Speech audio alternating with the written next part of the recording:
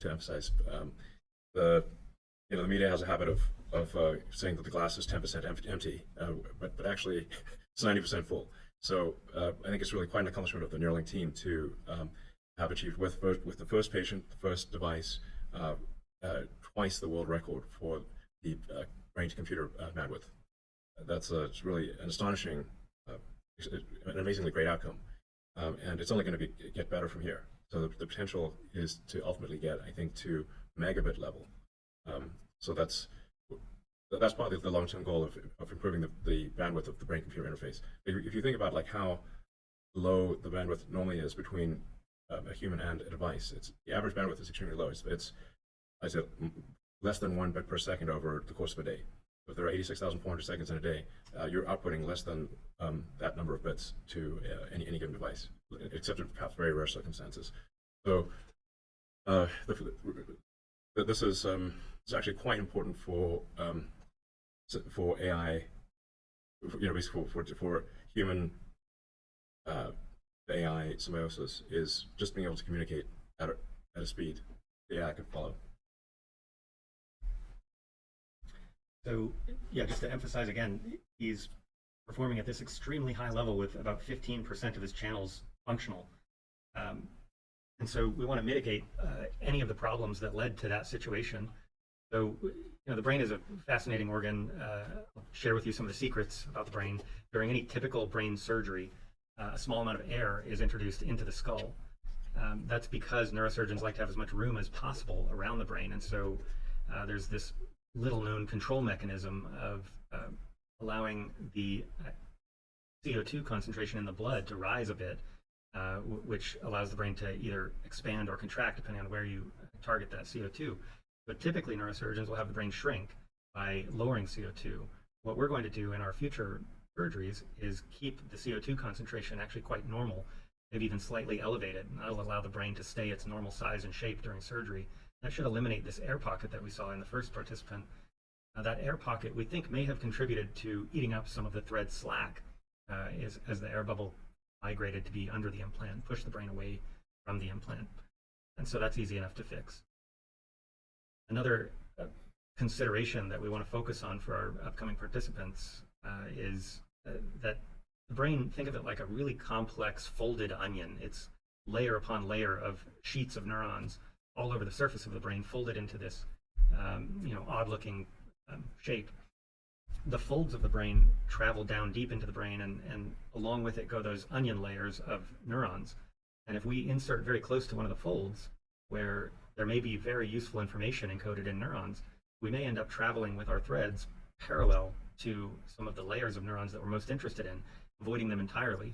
To avoid that possibility, we're going to insert in our future participants more close to the middle of the apex of the folds, ensuring that we're crossing the layers of interest, layer 5 of the cortex. I also think that it's important to highlight here those tiny wires that Elon mentioned. They're a fraction of a human hair. They're very flexible, intentionally so, because brain's constantly moving, and you want the electrodes to be moving with the brain, causing less of the scarring. And it's actually impossible for a human neurosurgeon, however talented Matthew is, to actually maneuver them like. So we have a surgical robot that we built that can actually precisely target them in any three-dimensional space, X, Y, as well as Z, with micron level precision, while avoiding vasculature so that you don't disrupt and cause immune response from happening. So we actually have the technology to be able to place them exactly where we want them in 3D. Yeah, it was truly amazing to see the surface of the brain after the robot had inserted all the electrodes on the first participant without a drop of blood in sight. It's really quite an achievement. Yes, so something that probably most people don't realize is that the brain appears to be sort of somewhat undifferentiated. So if you look at the cortex, it looks like a whole bunch of folds that where maybe like it's not obvious just looking at say a picture of the brain that it's the brain is highly differentiated. That there's you pretty much know exactly where the part of the brain is that controls your right hand and your left hand and your leg and that kind of thing, or vision. It's actually quite precisely located. It's not. Some people might think, look at the brain like, oh, it could be anywhere, but actually your brain is highly differentiated, even though it doesn't look it. It's yeah. Do you want to describe how we actually how we identify where to drill the cranium? Yeah. So we can put a patient that is considering this implant into an fMRI, so a functional magnetic resonance imaging machine, and ask them to imagine hand movements that, because of the spinal cord injury don't happen. But just imagining those hand movements causes these areas of the brain to light up in the fMRI scanner. And so we have a pretty good idea, based in fact, for each individual participant, which part of their brain is going to respond to imagined movements of the hand. And so we can map those imagined movements, much as we all do when moving a mouse, to controlling a cursor on a screen, even without the use of a mouse. Yeah, but I think it's kind of an important point that it's not like the part of your brain that controls your hand might be anywhere in the cortex. This is not the case. It's going to be in a very specific region, and it's going to be extremely common across people. Precision is key too. Yeah. The left-handed, right-handed thing in my mind too. Like if you're right-handed, you want the device on the left side. Yeah. The contralateral side to the hand. That's your dominant. Yeah. So the left side of your brain controls the right side of your body. Yeah. Everything's crossed. Yeah. Another of the risk mitigations we're looking at in the future is that the implant has a certain size. The depth of the bottom of the implant is actually thinner than the average human skull. And so what we want to be able to do is control the size of the gap under the implant, give the threads that travel from the implant into the brain as much slack as possible. We didn't do this in the first participant because we didn't want to manipulate any of their tissue that we didn't absolutely have to. In upcoming implants, our plan is to sort of sculpt the surface of the skull very intentionally to minimize the gap under the implant, such that the bottom of the implant travels perfectly flush with the normal contour of the inner side of the skull. That will put the implant closer to the brain. It will eliminate some of the tension on the threads, and we think it will reduce some of the tendency of threads to retract. Right? And we actually built a tool to do. Right. Yeah, this is a very important detail. You really want the inner contour of the skull to be flush, so that the implant there's no the brain doesn't want to pucker up into the gap. That's really quite a big deal. So it's like minimizing the air pocket and the implant being flush with the inside contour of the skull are two very important improvements. The additional benefit here is that you do see some amount of stick up, what we call stick up, so you minor bump in the head, but this actually eliminates that even further. Yeah, yeah. I mean, it's like really our goal is that if you run your hand over the top of the skull, you don't feel any bump, you don't feel any device, and that even if someone was bald, you wouldn't really even notice it. And then from the inner contour of the skull, that the brain, from a physical standpoint, doesn't really notice that there's a divot in the skull because there's no divot.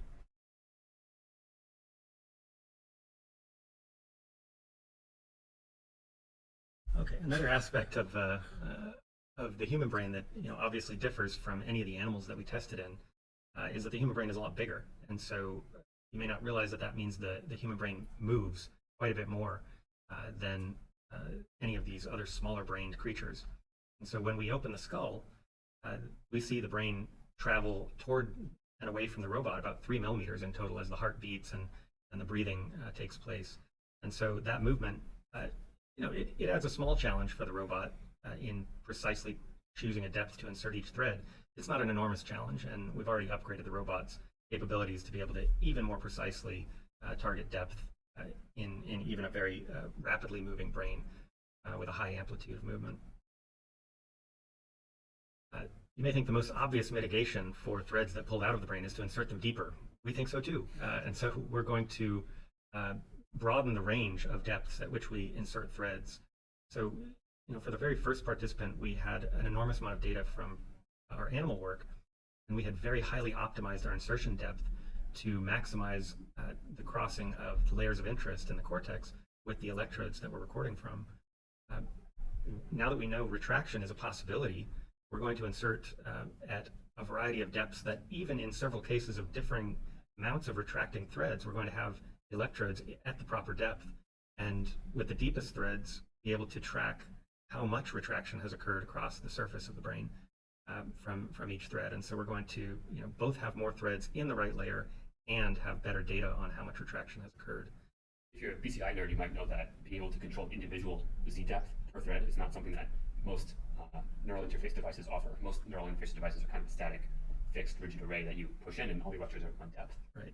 To be able to do this is actually pretty novel part of the robot.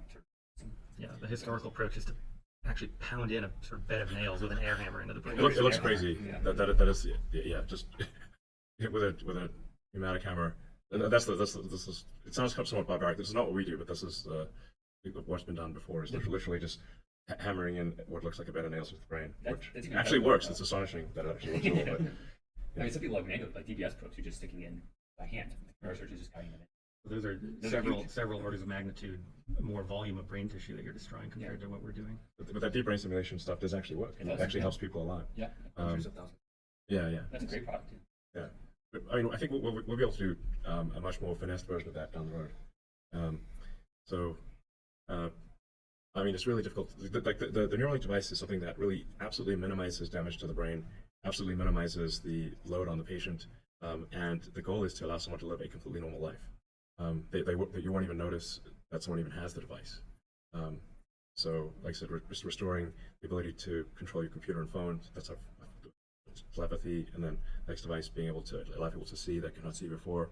And in fact, you could allow people to see, kind of like Geordi LaForge in Star Trek, in any whatever. Infrared. Yeah, infrared, ultraviolet, radar. So I think another way of saying it is that we want to give people superpowers. So it's not just that we're restoring your prior brain functionality, but that you actually have functionality far greater than a normal human. That's a super big deal. And I also think, oftentimes the questions that we get a lot is, why do you have to actually go into the brain? What if you place it on the surface or outside the skull? Basically, the long story short, the physics of how it works, you really need to get the sensors, which are these placing in the brain, next to the source, which is neuron, as close to it as possible. Otherwise, what you get is you get a population response and not be able to kind of do the level of controls that we believe. Yeah, I mean, maybe a good sort of analogy would be like, if you're trying to understand what goes on in a factory, you kind of need to go into the factory. You can't just put a stethoscope on the wall and try to figure out what's going on. Like anything on the outside of the trying to read things from the outside is like putting a stethoscope on the wall of a factory, trying to understand what's going on in the factory. It's not going to be effective. You got to be, the threads are going to be in there. But I just want to emphasize again, like the goal is to give people superpowers, not just to restore prior functionality. So I think it's very exciting, and I think that should give hope to a lot of people in the world that the future is going to be exciting and inspiring, and the technology is going to give them superpowers. I mean, that's amazing. So yeah, I guess. Keep these off. Yeah, can you multitask with it? Yeah, in fact, if you look at Nolan's streaming, and you can just check out Nolan's streams on the X platform. He's multitasking all the time, so he's playing video games while talking and Listening to podcasts. listening to podcasts. Whistling. Yeah, exactly. So it's really just like if you're using your hands and you can be playing a video game while talking. So I mean, don't take our word for it. Just go watch. I mean, Yeah. He's out there on the internet doing his thing. yeah, exactly. So can you do keyboard shortcuts, or is it just the mouse? Yeah, that's actually what we're working on right now. Sure. So currently is working the mouse, but we are also exploring decoding more dimensions from the neural activity, multiple clicks, so to do shortcuts or just able to control more games, like control full games with an Xbox controller. But also in the future we plan to expand to decode text, not just the mouse control, but also allow our participant to type much faster. And Yeah, actually, so maybe going back to the discussion of thread retraction, one of the very exciting parts to me about this story is that we're able to do so much with 15% of channels. When you have more channels, what that actually offers you is not just faster mouse control, because in the motor cortex, neurons don't all represent the same thing. So if you're trying to understand, like, what an individual finger is trying to do, you might or might not have an electrode next to it. And the more channels you have in the brain, the higher likelihood you have representation or decodability of all fingers on the hand.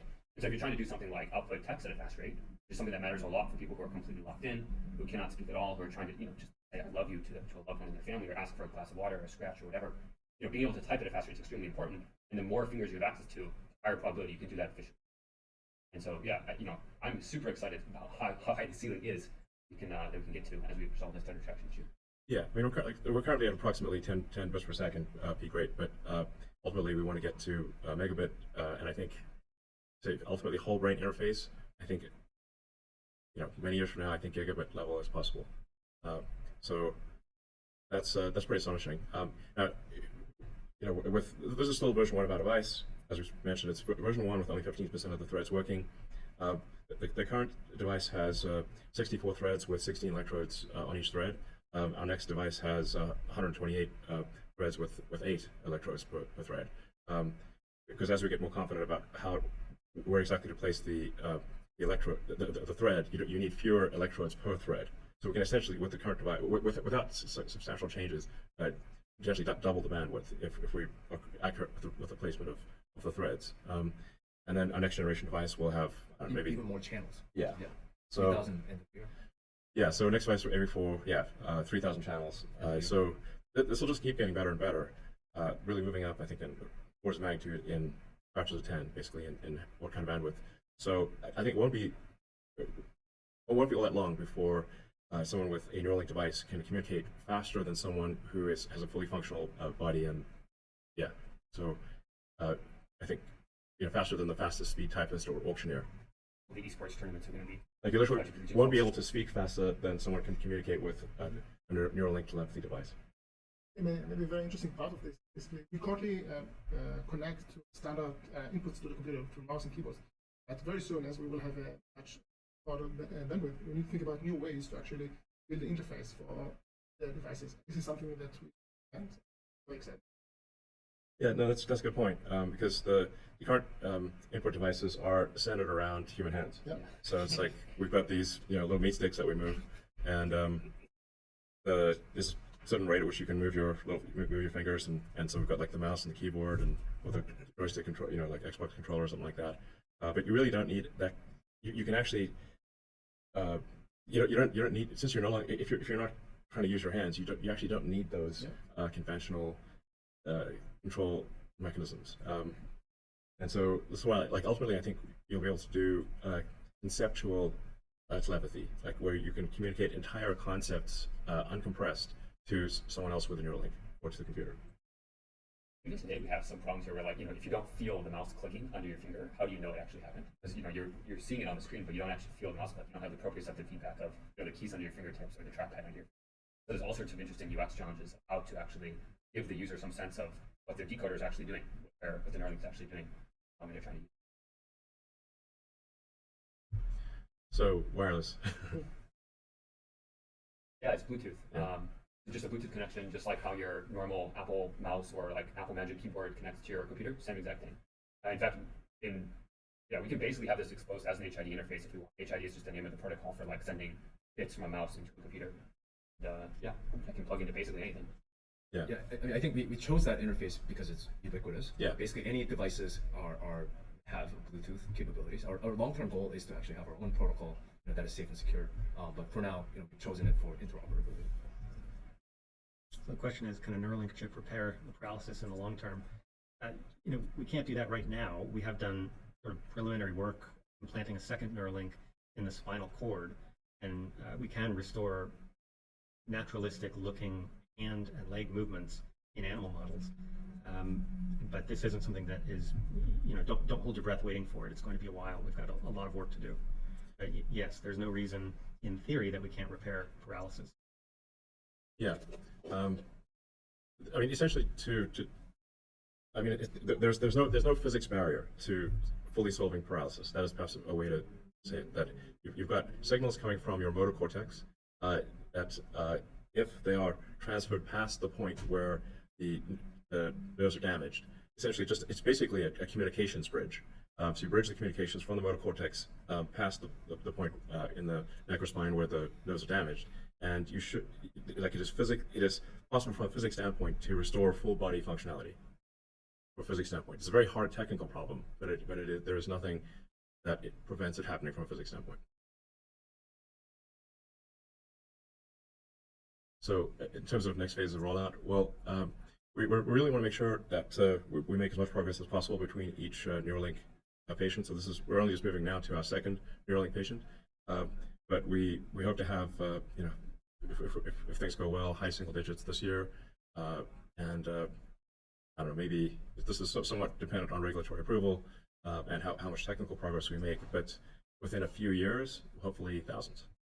And I think one thing that is important to highlight is that it's not that we built only one device and one surgery. We've done hundreds of surgery. We've built thousands and thousands of devices, even for just the ability to unearth any sort of low frequency failure mode. So we have already been investing very heavily in infrastructure to be able to scale this thing. on the device manufacturing side as well as on the surgery side of things. We want to be able to help as many people as quickly as possible.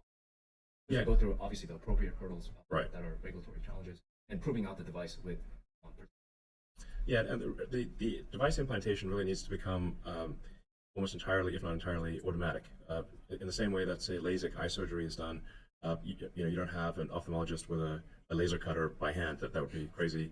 But the ophthalmologist oversees the LASIK machine and makes sure that the settings are correct, and then the machine does everything and restores your eyesight. It's really remarkable how many people have had their eyesight restored with LASIK, and I think there's another one called Smile. They keep making it better. We need to have something similar for a Neuralink implantation, so that you basically sit down and whatever whatever kind of upgrades or brain fixes are needed, that's reviewed by a medical expert. Obviously, we want to make sure that is reviewed correctly, but it really needs to be automatic. So you sit down, and within 10 minutes you have a Neuralink device installed. Very very fast. I mean, it's very sort of cyberpunk, Deus Ex if you played those games. When will Neuralink start to interface with other devices like wheelchair? It's a great question. We're currently focusing on controlling computers and unlock independence in the virtual world. Of course, our plan is, as we mentioned earlier, robotic arm and a wheelchair to unlock independence in the physical world.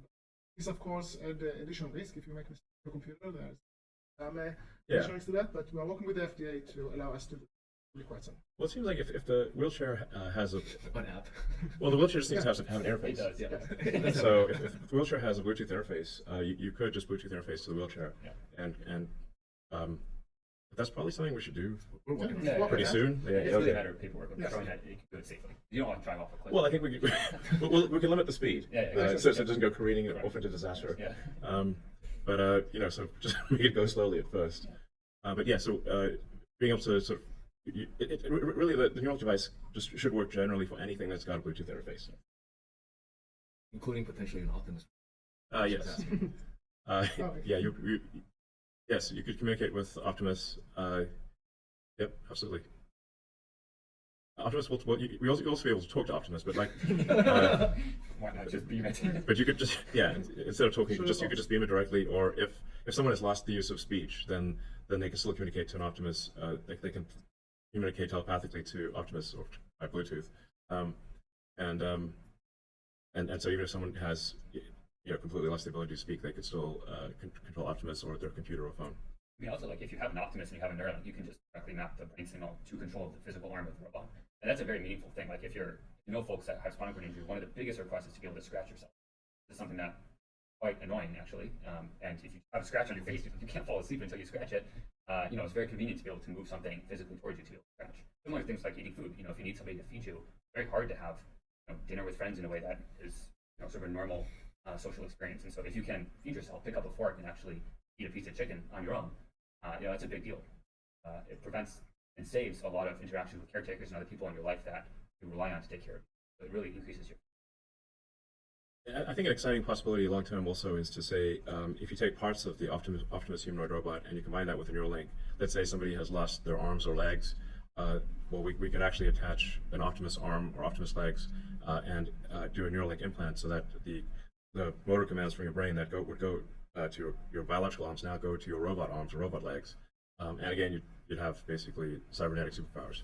Actually, so the latency from the Neuralink to your hand would probably be slightly faster than it is just to go to your physical hand. So you can imagine, like, if you're a piano player or anything that requires extremely fast hand movements, that you could actually have a pretty imbalanced right-hand robotic arm control versus left-hand physical arm control. That's one of them. Yeah, like I said, it's just kind of a cyberpunk Deus Ex in a future where you have cybernetic upgrades that are actually better than your biological limbs. And it's certainly that we'll have a much, particularly as we expand to a large number of customers or patients for Neuralink, the understanding of the brain will improve dramatically because really there isn't a very fine-grained understanding of the brain today because there's just the sensors aren't good enough. You've got fMRI, which is pretty good, but it's still not as good as actually having high bandwidth electrodes in the brain. Yeah, I think this is underappreciated as a research tool to move that whole effort forward of really knowing, what the physical substance of human thought is. We don't know to the degree that we need to. So Neuralink is actually a very powerful research tool. Yeah, I mean, I think we can ultimately understand and fix quite severe psychosis, or like if somebody's got if somebody's got like a It's like a delusion that they have a chip in their brain. yeah, I was wondering if you're going to mention that one. We just want to be clear, there's only one person with a Neuralink chip in their brain. So for people out there who think we've put a chip in their brain, we'd like to assure you, for what it's worth, you probably won't believe us, but we did not put a chip in your brain, okay? So there's actually a remarkable number of people who think we've put a chip in their brain, but we have not. But in the future, if you would like us to put a chip in your brain, which will perhaps help with the issue of thinking that you have a chip in your brain, then we will be able to do so. So there are people that have severe schizophrenia. They've got basically things that, that their brain is malfunctioning in some way, and this is actually due to really like physical circuitry issues. You can think of the brain as like really it's a biological computer, and if some of the circuits are crossed, it's gonna it's gonna crash, or it's gonna have issues that cause it to not work. But with a Neuralink device, we can fix those issues and give someone who I think has, say, severe schizophrenia or psychosis of some kind, allow them to live a normal life. I think that is one of the likely things in the future. So, yeah, I mean, yeah. You can certainly imagine, like, I'm sure people have, like, parents, grandparents who've, have memory that's not working as well as it used to be. Sometimes they forget who their grandchildren are or what day it is, and this is something that a Neuralink device could help fix. I mean, that's actually one of the personal reasons. In many ways, like forms of you're literally losing your brain and part of your identity. Yeah. Which is a very, very yeah. And it's really just, it's a glitch in the biological computer that is a fixable glitch. It's a short circuit essentially. How does the device charge, and how long does the charge last? Yeah, so the current version that Nolan has, it lasts between 4 to 5 hours on a single charge, and it takes about 45 minutes to charge. One thing we've learned from Nolan is that that's actually one of the main limiters for him using it more.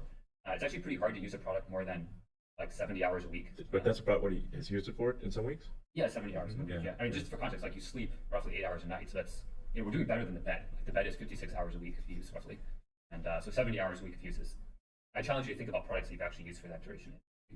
But that's again, some of these points are worth like emphasizing again, like that Nolan, our first Neuralink recipient, has used the Neuralink device for 70 hours in a week, which is incredible. You probably won't enjoy that I'm sharing his computer use publicly, but Well, I mean, I'm sure it's for productive things only. No. But actually, so one of the things we learned is that in the next version of the device, we really need to like double or increase that battery life. And so I think DJ, the next version is going to be double. Actually double. Yeah, without increasing the charge. Correct. Yeah. Same charging time, double the battery life, meaning you should get roughly 8 hours of use. And the goal is to actually get to all day use. Yeah. So you can just charge, maybe in your sleep, or Right. sleeping pillow. exactly. As soon as you've got like 16 hours of usage, then you basically have 24 hours of usage because it can charge while you're sleeping. One of the things that's important, I think, to call out here is if you're paralyzed, you can't, put the charger over your head yourself. And so it's important to think about like, it's not just a duration of battery use, but also can you recharge it yourself independently?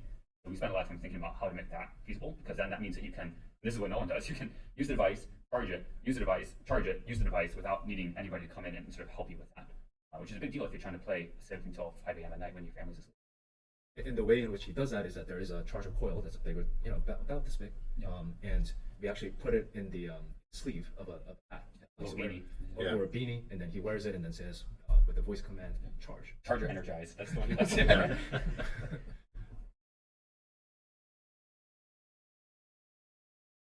How would writing work? Yeah, the current device that Nolan has is reading. So it's trying to read his essentially like wrist movement from one hand. That's also worth pointing out, like in the future, like it would be pretty cool to build a second implant that would allow the other hand to be used and also have obviously higher active electrode count. So then you could essentially play games two-handed, because that's normally how you play games.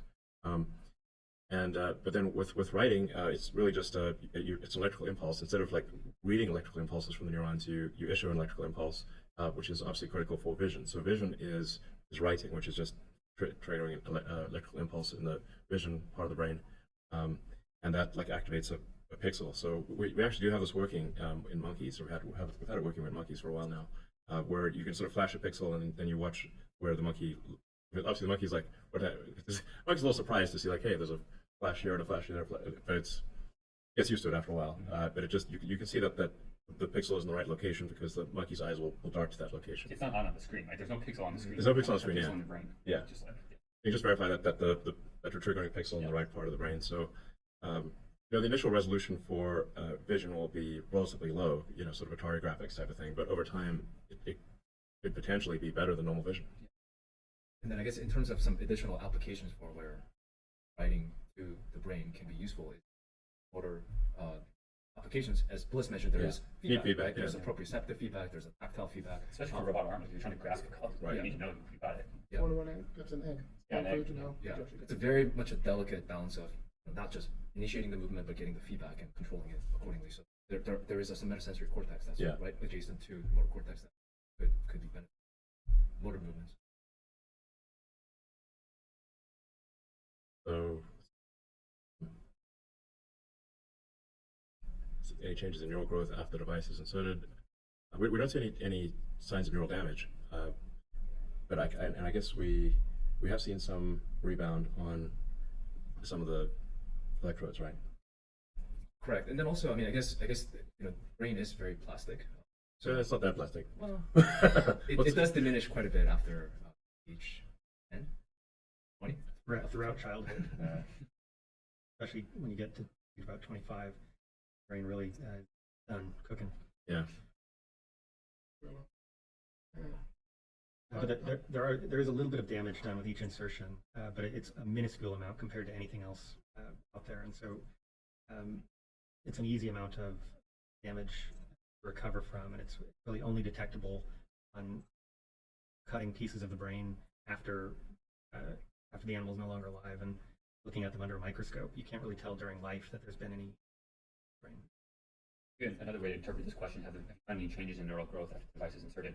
One way to interpret that is like the user learning how to use the device. And I think on that side of things, there's been tremendous progress. He's put in hundreds of hours trying to figure out the best way to use this device because he really thinks that if he can figure this out, he can help share this knowledge.